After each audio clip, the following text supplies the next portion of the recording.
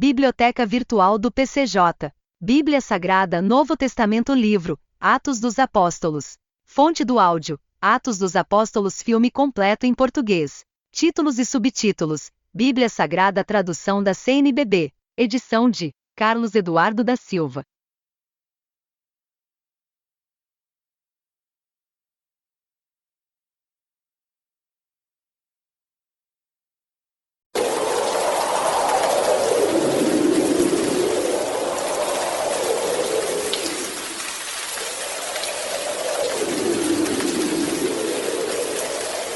Pouco antes do amanhecer, Paulo insistia que todos se alimentassem.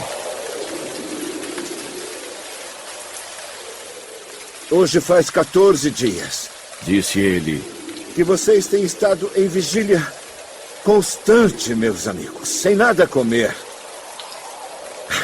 Agora, eu os aconselho a comerem alguma coisa, pois só assim poderão sobreviver. Nenhum de vocês perderá um fio de cabelo sequer. Tendo dito isto, tomou o pão e deu graças a Deus diante de todos. Então o partiu e começou a comer. Todos se reanimaram e também comeram algo. Estavam a bordo 276 pessoas. Depois de terem comido até ficarem satisfeitos, aliviaram o peso do navio atirando todo o trigo ao mar. Quando amanheceu, não reconheceram a terra, mas viram uma enseada com uma praia, para onde decidiram conduzir o navio, se fosse possível. Cortando as âncoras, deixaram-nas ao mar, desatando ao mesmo tempo as cordas que prendiam os lemes. Então, alçando a vela da proa ao vento, dirigiram-se para a praia. Mas o navio encalhou num banco de areia, onde tocou o fundo, a proa encravou e ficou imóvel. A popa foi quebrada pela violência das ondas. Os soldados resolveram matar os presos para impedir que algum deles fugisse jogando-se ao mar. Mas o centurião queria poupar a vida de Paulo e os impediu de executar o plano.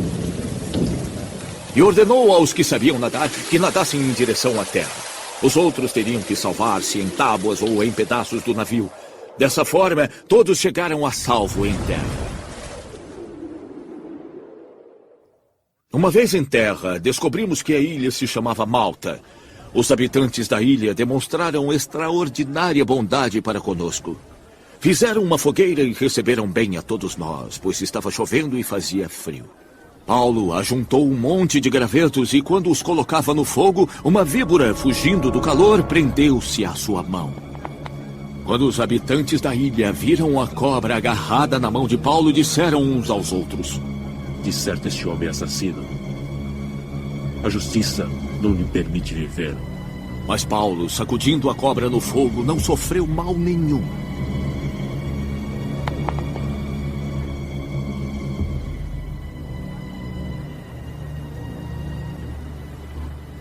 Esperavam que ele começasse a inchar ou que caísse morto de repente.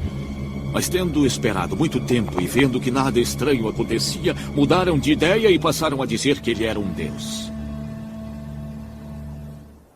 Próximo dali havia uma propriedade pertencente a Públio, o homem principal da ilha. Ele nos convidou a ficar em sua casa e por 3 dias bondosamente nos recebeu e nos hospedou. Seu pai estava doente, acamado, sofrendo de febre e disenteria. Paulo entrou para vê-lo e, depois de orar, impôs-lhe as mãos e o curou.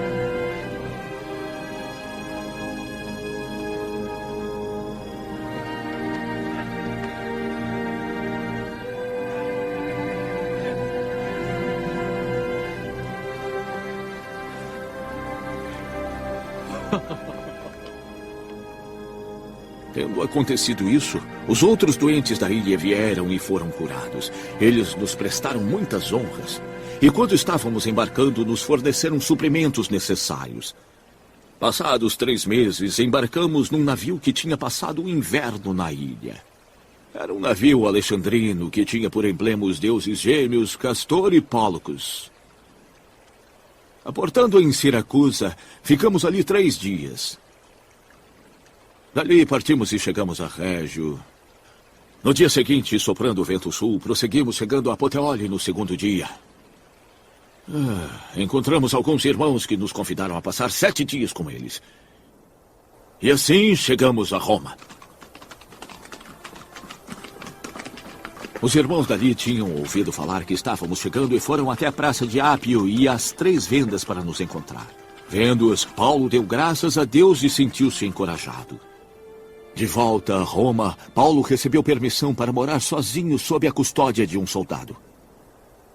3 dias depois, ele convocou os líderes dos judeus.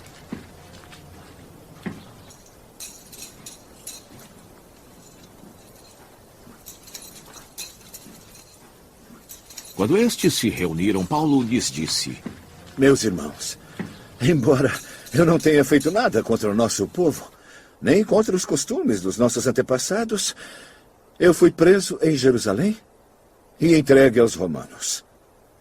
Eles me interrogaram e queriam me soltar, porque eu não era culpado de crime algum que merecesse pena de morte. Todavia, os judeus fizeram objeção e fui obrigado a apelar para César. Não, porém, por ter alguma acusação contra o meu próprio povo. Por essa razão, eu pedi para vê-los e conversar com vocês. Por causa da esperança de Israel, é que estou preso com estas algemas. Eles responderam: Não.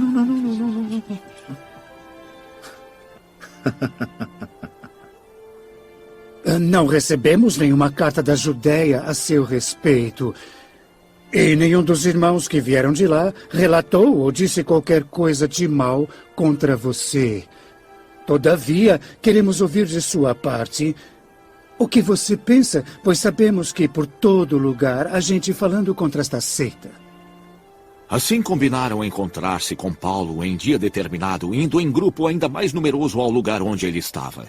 Desde a manhã até a tarde, ele lhes deu explicações e testemunhou do reino de Deus, procurando convencê-los a respeito de Jesus, com base na lei de Moisés e nos profetas. Alguns foram convencidos pelo que ele dizia, mas outros não creram. Discordaram entre si mesmos e começaram a ir embora, depois de Paulo ter feito esta declaração final. Bem que o Espírito Santo falou aos seus antepassados, por meio do profeta Isaías: Vá a este povo e diga: ainda que ouçam, não entenderão. Ainda que vejam, não perceberão. Pois o coração deste povo se tornou insensível. De má vontade ouviram com seus ouvidos e fecharam seus olhos. Se assim não fosse, poderiam ver com os olhos, ouvir com os ouvidos, entender com o coração e se converter, e eu os curaria. Portanto, quero que saibam que esta salvação de Deus é enviada aos gentios.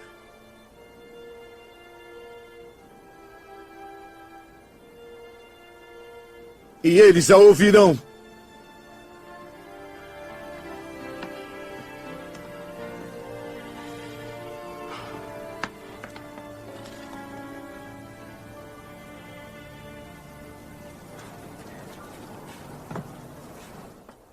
Por 2 anos inteiros, Paulo permaneceu na casa que alugou e recebia a todos os que iam vê-lo.